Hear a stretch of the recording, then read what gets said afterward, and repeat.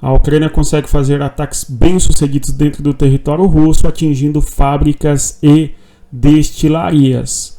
Além disso, nós tivemos ontem a viagem do Lloyd Austin, secretário de Estado dos Estados Unidos, para a Ucrânia, o quarto momento de viagem de Lloyd Austin para Kiev, onde anunciou ali mais um pacote de ajuda dos Estados Unidos para a Ucrânia. Inclusive, ontem nós mencionamos aqui a frase do Lloyd Austin quando dizia que, enquanto ele estivesse no governo, algo assim, não deixaria a Ucrânia só.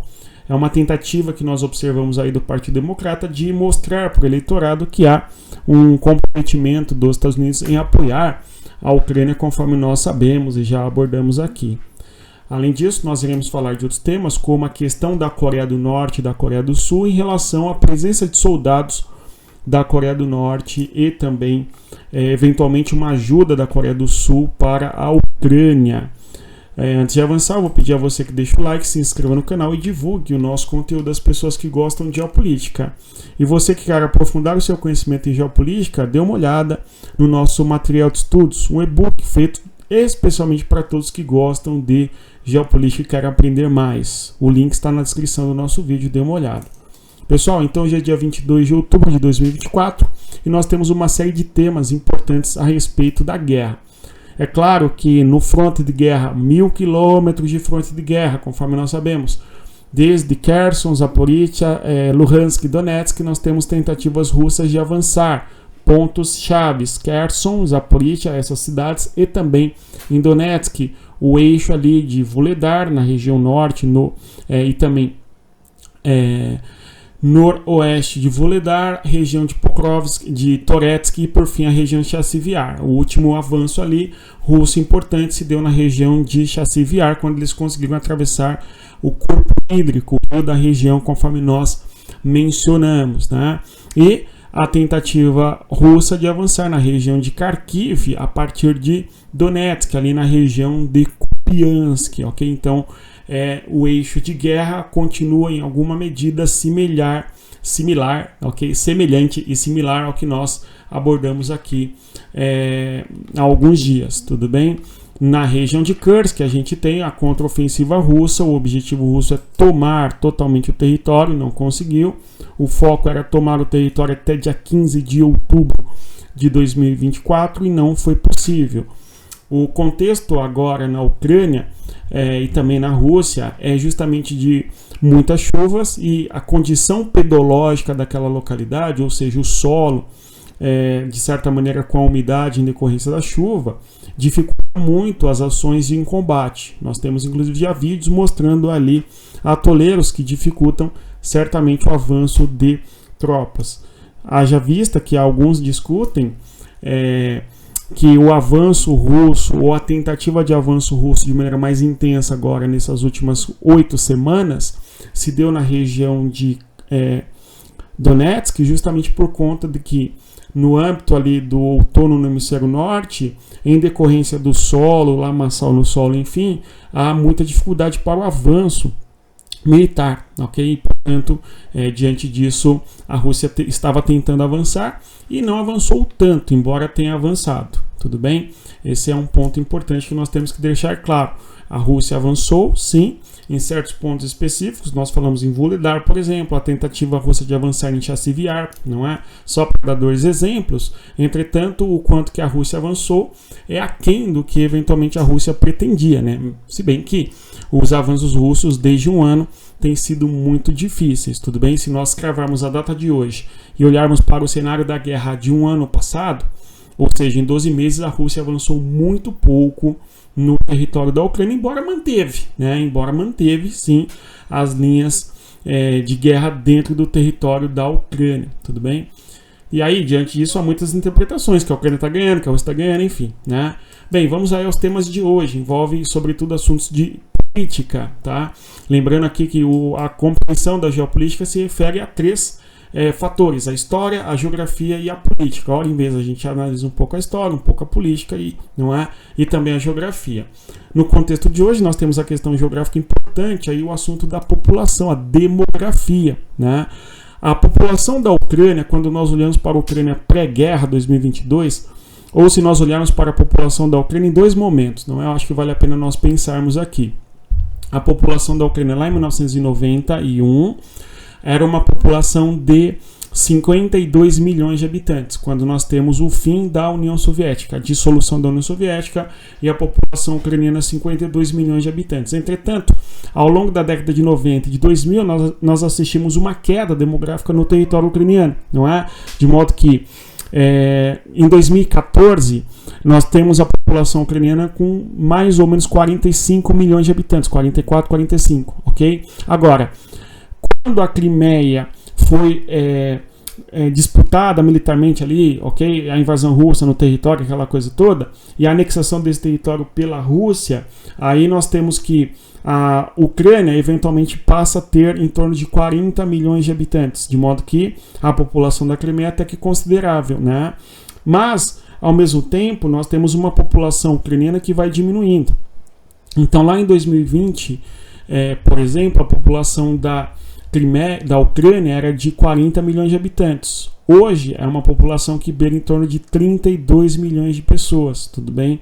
Segundo as estimativas. Então há uma redução bem importante da população ucraniana, chegando até a 8 milhões de pessoas. Alguns falam até em 10, 12 milhões de habitantes, a redução demográfica na Ucrânia, tudo bem? Uma redução bem significativa. Imaginem aí, nós temos um país cuja população saiu de 52 milhões de pessoas para 32 milhões de pessoas. É uma redução demográfica bastante significativa, tá certo? Agora, é importante que nós observemos os motivos da queda demográfica. Logo que nos vem à cabeça, certamente, quando nós nos questionamos, por que a população da Ucrânia diminuiu?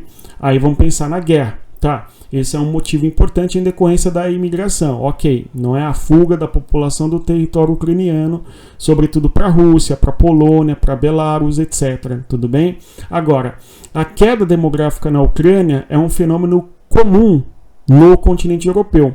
Em outras palavras, nós temos os países na Europa aumentando a qualidade de vida e, ao mesmo tempo, não tendo mais filhos. Tudo bem? Então, há uma queda demográfica nos países europeus. E a Ucrânia segue esse padrão em boa medida. De modo que em todos os países da Europa, nós temos uma redução demográfica onde a taxa de fecundidade é abaixo de 2,1. 2,1 é o número mínimo necessário para que a população continue crescendo. Ou seja, se a fecundidade por mulher for menor que 2,1, ou seja, nasce um filho para o pai, para substituir o pai, um para a mãe, tá bom? Se for menos do que isso, a população vai diminuir, tá? E quando nós olhamos o cenário da Ucrânia, a gente visualiza algo que é justamente o seguinte, né? Aqui, a população da Ucrânia, notem vocês, a fecundidade em 2015 é de 1,5. Então, muitas vezes alguém pode olhar esse gráfico aqui e pensar, nossa, mas era muito alto e diminuiu bastante. Não.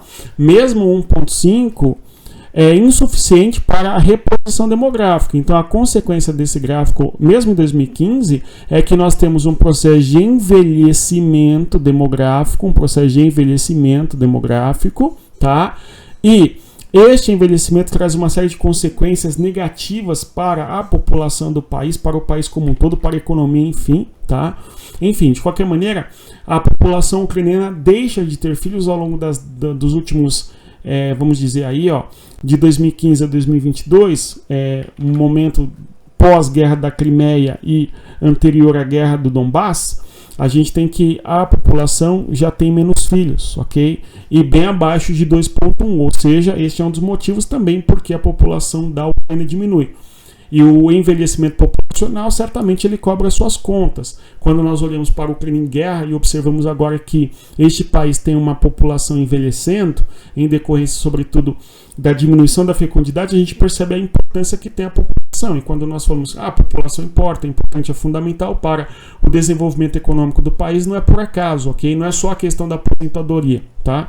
Bom, quando nós olhamos aqui a pirâmide etária da Ucrânia, nós vemos uma base piramidal bem larga, né? Bem larga, não, bem estreita, desculpem, tudo bem? Então você tem aqui a população da Ucrânia de 2020, nós temos uma queda bem significativa da população jovem em relação à população adulta, tá? Agora, um detalhe que é muito curioso em relação à Ucrânia é um maior número de mulheres em idades mais avançadas, tudo bem? Então aqui, ó, as mulheres têm um número maior, significativo, etário, chegam à idade mais avançada do que os homens. O lado masculino diminui bastante, conforme nós podemos observar, tudo bem?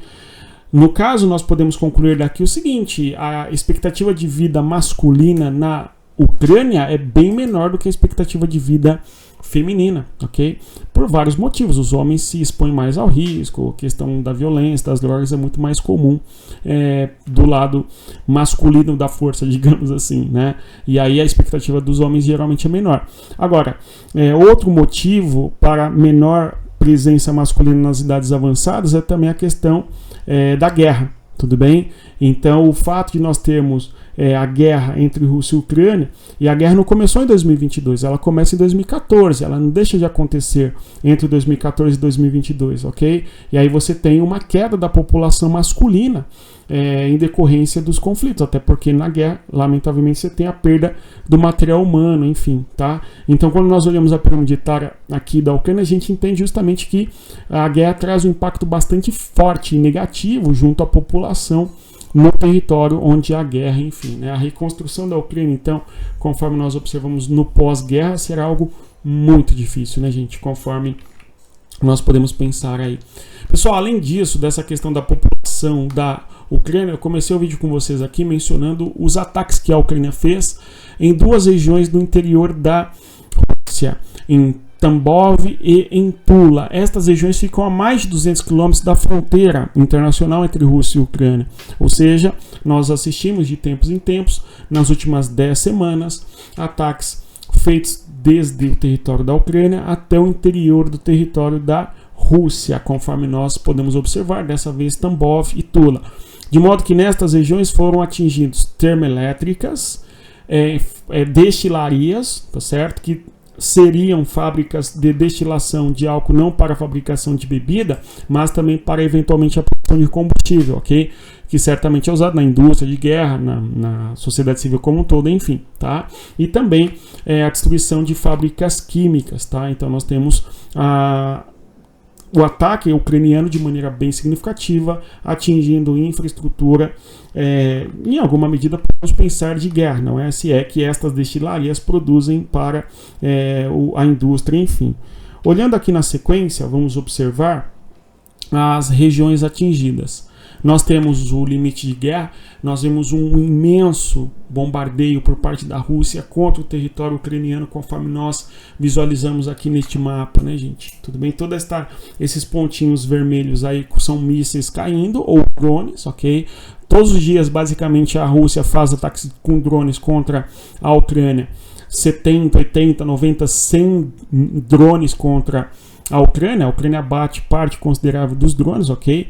Pelo menos 70% dos drones todos os dias são derrubados, mas alguns atingem alvos bem específicos. O mais recente e importante é o atingido ali na região do porto de Odessa, trazendo vítimas civis e também a destruição parcial da região portuária, tá?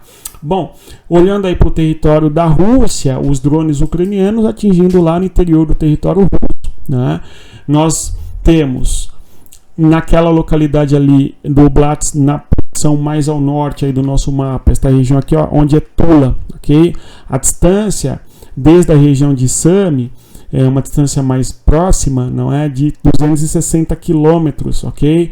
Enquanto que do mesmo a região de Sami para atingir ali a região mais ao sul aqui, 300 quilômetros, tá certo? Aqui, ó, 336 quilômetros, tá? E para atingir lá a região do território de Tambov, nós temos uma distância de 389 quilômetros, uma distância bastante considerável, ou seja, conforme nós mencionamos, a capacidade ucraniana de atingir o interior do território russo tem aumentado. Nós tínhamos, no primeiro momento, a Ucrânia atingindo territórios como Belgorod, Bryansk, não é?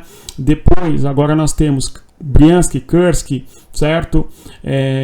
Belgorod, Voronezh, enfim, que estão na fronteira, tá certo? Agora nós vemos cada vez mais a Ucrânia buscando atingir regiões do interior da Rússia.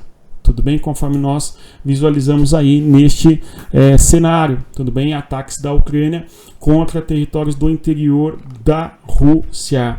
De modo, inclusive, que a gente até mencionou aqui há alguns dias, o quanto a guerra se faz presente na vida do cidadão que vive no território da Rússia, tá? Observando aí o mapa da Rússia, essa enorme profundidade territorial, aqui nesta região em vermelho, que eu vou destacar em vermelho também, é onde nós, em preto, né, onde nós temos Moscou, tá? Agora, as regiões atingidas pela Ucrânia, é esta região aqui que eu vou destacar na cor preta, que é a região de Tula, e esta região aqui também na cor preta, ok? Se nós observarmos aqui no mapa, olhem vocês onde está o território da Crimeia, só para dar uma posição geográfica, a Ucrânia, não é? Esse mapa traz para a gente uma projeção bem diferente, interessante, não é? E ali a Ucrânia atinge a região do interior da Rússia, tá certo? Tambov, e esta outra região aí de Tambov, conforme observamos, ou seja, cada vez mais no interior do território russo, não mais na fronteira imediata, nós estamos assistindo a Ucrânia fazer ataques dentro do território russo, tudo bem? Ainda mais, nós temos outros temas, como é o caso aí da presença do Lloyd Austin dos Estados Unidos na Ucrânia e fornecendo eventualmente 400 milhões em ajudas militares, aquela coisa toda, e fornecendo munições, além de munições, o HIMARS, tá certo? Bem como também equipamentos de uso pessoal, ali, roupas e assim por diante para os soldados. Aquela discussão envolvendo a Coreia do Norte e a Coreia do Sul.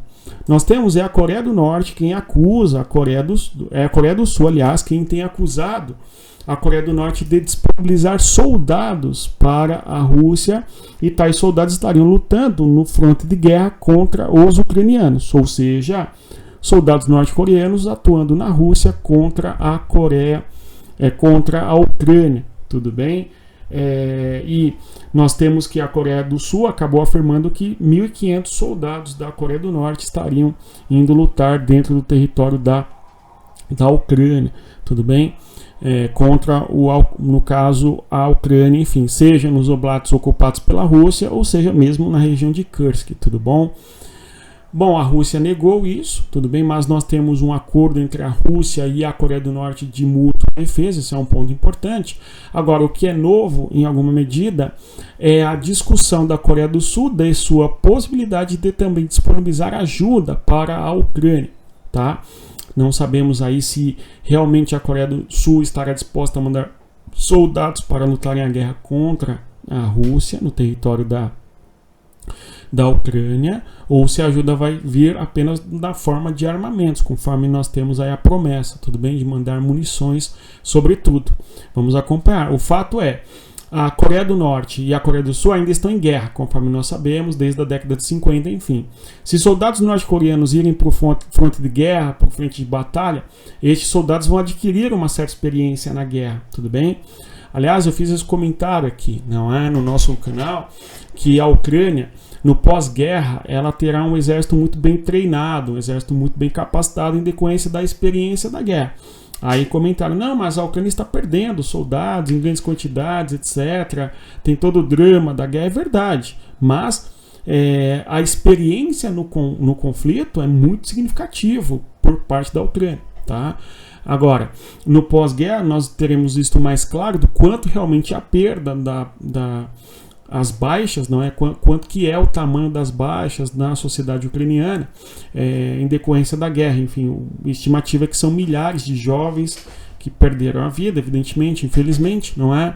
E também muitos feridos, não é? Pessoas que perdem partes do corpo, braço, mão, perna e coisas do gênero, bem difícil, não é?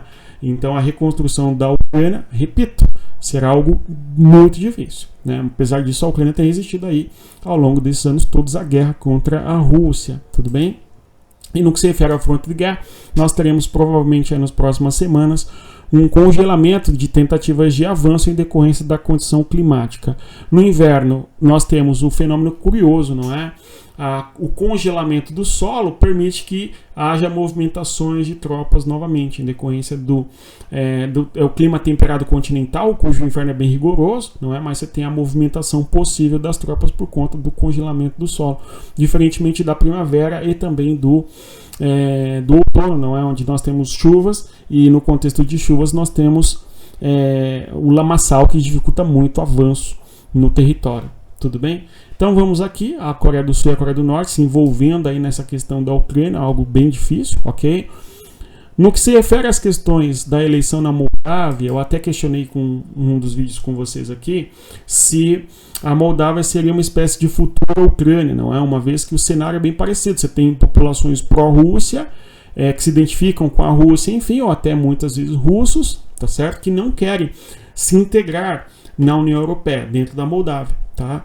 E nestas regiões a eleição para a presidência não foi uma eleição favorável ao candidato, no caso a Maia Sussi, favorável à União Europeia, e se encontrar, tudo bem? E mais ainda, nessas regiões houve perda do voto ali para a União Europeia, conforme nós comentamos aqui. Então isto coloca um alerta bem significativo em cima da Moldávia, vamos acompanhar, tá bom?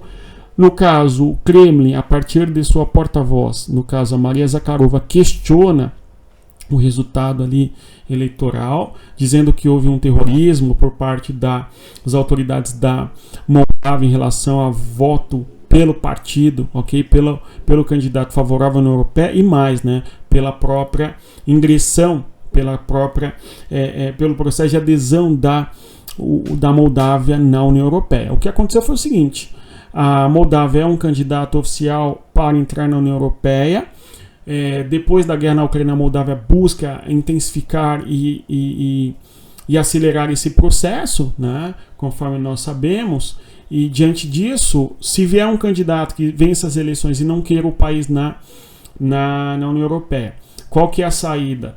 Há um plebiscito junto à população para alterar na Constituição. Então é algo constitucional, fica mais difícil de alterar, tá?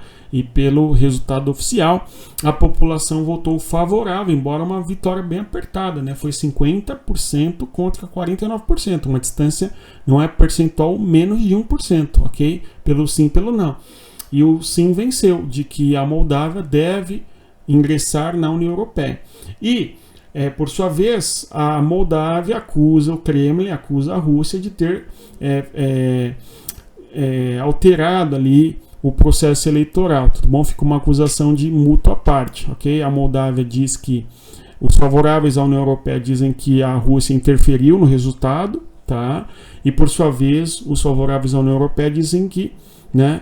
Os favoráveis à Rússia dizem que o governo e os favoráveis ali à União Europeia fizeram terrorismo e coisa do gênero, ok? Uma situação bem difícil na Moldávia. Vamos acompanhar e ver como vai se desdobrar essa situação.